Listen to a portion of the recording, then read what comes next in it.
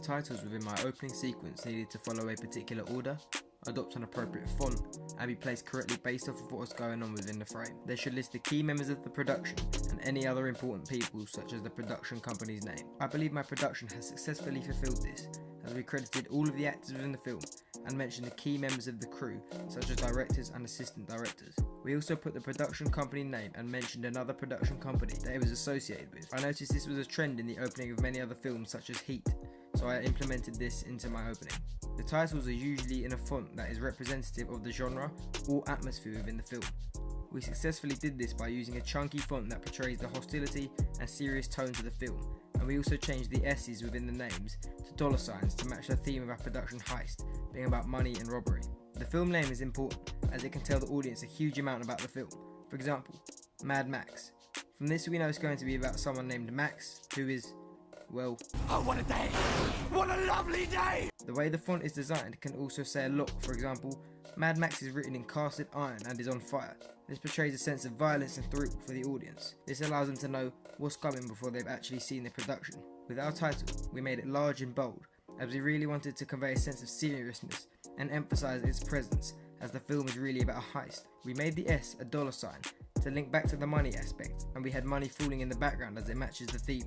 It is aesthetically pleasing and is also a hint towards the motives of the main character within our film. We placed the titles at the very end of the opening, as we liked the idea of keeping our production relatively ambiguous. The title comes up after the climax of the opening, so the audience are intrigued to see what happens next. Conventions of thriller openings are that they're quiet and have minimal dialogue to start with. They are often very ambiguous and only tell little hints as to what is going on. They all unfold later on and allow the audience to figure certain elements out themselves. I feel like we have executed this well, as we have music that is contemplative and suspenseful, and we give little information and raise ambiguity with the use of masks and hiding the characters' faces. This can be seen within one of our biggest influences, The Dark Knight. We would have no clue aside from small hints as to who the man behind the mask is until later when we find out it's the Joker himself. This is what we're trying to achieve with our production. We introduce the characters with the phone call, whereby the chief of police calls the detective and says, "Detective? Detective?"